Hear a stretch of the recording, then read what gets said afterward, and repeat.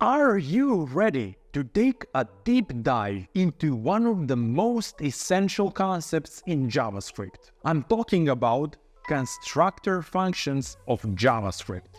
So we're back on our object-oriented series, and we have learned the basics. We know what objects are, why they're important, beneficial for us, and also we know what are properties. But now we need to learn how to create new object instances with ease. And that is exactly where constructors will be our best allies. So if you do not want to miss out on this lesson, please prepare yourself a snack or a cup of coffee, sit back and enjoy the ride. Greetings, dear friends, fellow programmers, and those aspiring to be. I would like to welcome you to Marco Code Academy YouTube channel. This is a place where we are working together on becoming amazing developers. And today, we will be continuing on that journey by mastering the concept of constructors. Alright, let's kick things off by getting started and explaining what constructor function is.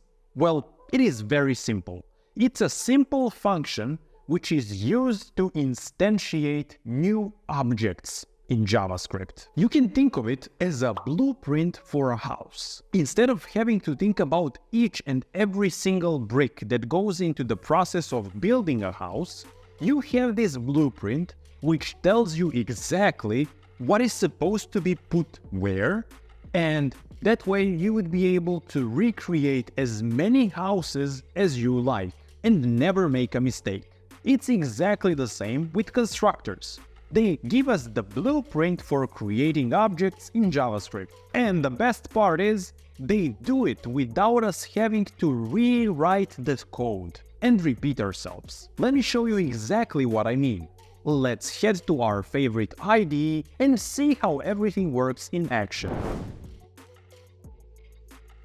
Alright, right here in front of us, we have our first constructor function. It is called animal, and if you saw the previous video, you should already be familiar with it. And it expects to receive 3 parameters: name, species, and age. Then those 3 values are going to be assigned into 3 properties with their respective names. Also name, species, and age. Now, what are properties? We have covered them in previous video, but let me refresh your memory. Properties are basically fields which are assigned to each object, and those fields are basically variables containing all the relevant information about those objects, basically allowing us to contain all the relevant data about those objects inside of those fields, or as we like to call them, properties. And there is also one more thing I would like to clarify. I don't know if you heard me talk about methods, and basically introduce is a method. It is not a function, it is a method, even though we are using function keyword. Now, what does this mean? Well, when you say a function, you are talking about some action, some functionality that is being invoked without the need to create a new object instance on which this function should be invoked. On the other hand, when it comes to methods, methods can only be invoked when attached to an object. So let me show you on our example here. We have this introduce method that we're already familiar with. We're displaying the name, species, and age of our animals. And how should I invoke it? Well, we create a new instances of our animals. We have Bob and Whiskers, our well-known virtual pets. And we just use those instances of objects to invoke introduce method on them.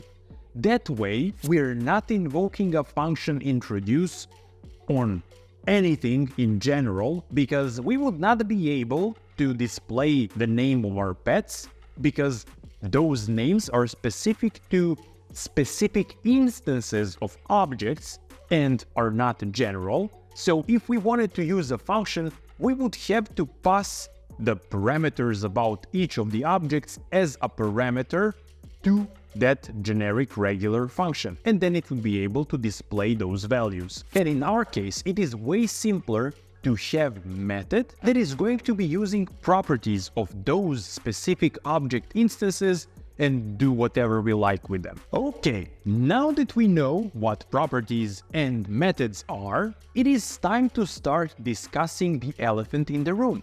As you can see here, when we want to create a new instance of our animal, we have to use new keyword. This new keyword lets JavaScript engine know that animal is a constructor function and that it is supposed to create a new instance of an object once invoked. So basically, this means that every time we use new animal, we are going to be receiving a new instance of an object as a result. To make this even clearer, let's head to our Blackboard, where I will show you exactly what is happening step by step inside of JavaScript engine when the JavaScript reaches new keyword. See you there. Okay, when we use new keyword in our code, a few magical things are going to happen behind the scenes. And those magical things are going to be a new object instance is going to be created for us. Our well-known pointer, this, is going to be set to point towards our new object instance. Then our constructor function is going to be run, and basically it will populate our newly created object with all the property values that we have configured in our constructor. And then there is only one thing left, and that is for us to receive our newly created and freshly populated object instance. And what I want you to take out of this is the fact that what makes this whole process actually magical is the this keyword in the process. When you think about it, in our constructor, we are constantly using this dot name is equal to name that we passed as a parameter to our constructor. And then inside of constructor, we are assigning this parameter value that was passed to constructor into the this dot property name, which is basically the place in our object that is going to receive the value that we passed to its constructor.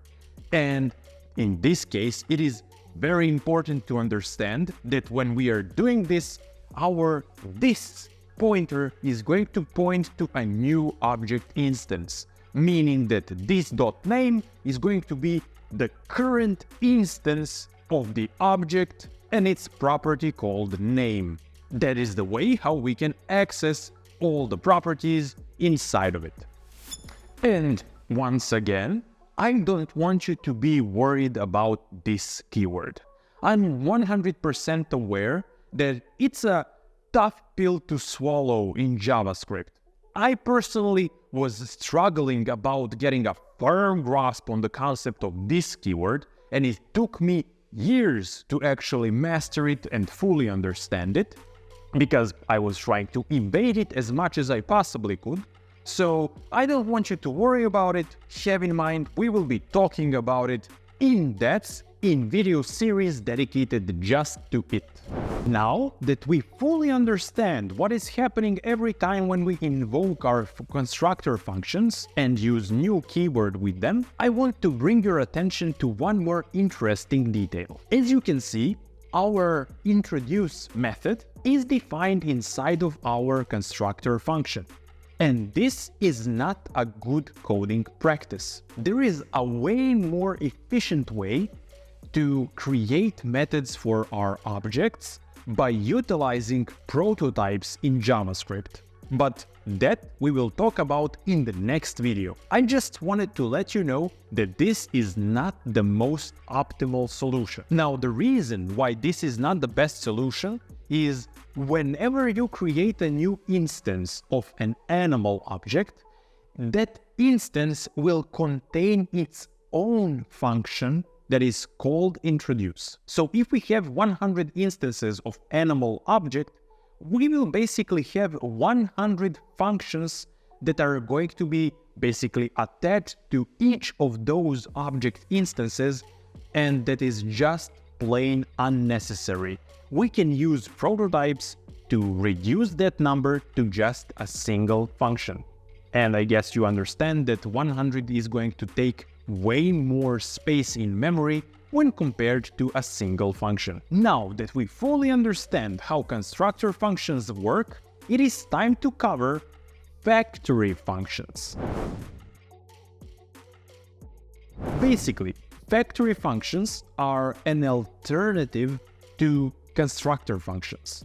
They allow us to create new instances of objects without the need to use new keyword and to use this keyword. So let me show you what I mean in an example. Now, what do we have here? We can see that we have a function, which is a regular function, which is called createAnimal. We still receive 3 parameters, name, species, and age, the same way as before. We assign those parameters to the property values, which are being returned.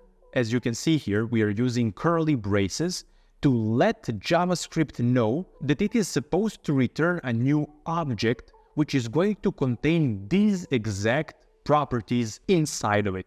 So this right here is the main difference between factory functions and the constructor functions. Constructor functions do not have return statement, factory functions do have it. Factory functions do not have these keywords and do not require new keywords to create a new instance of an object. So basically, factory functions are way more similar to just plain regular functions when compared to constructor functions. So we can just test this all out by creating a new variable called Bob. We invoke createAnimal function. We pass Bob, dog, and 5 years old. And then we can invoke introduce method for that specific instance of an object. And when I run this, we should get same exact result. And we do. But what is to note here is that we are still having the same exact issue that I mentioned before. And in this case, we are still having the same memory issue that we had with constructor functions and methods inside of them. We are going to be creating introduce method for as many times as many object instances we create. So each object instance will have its own version of introduce method.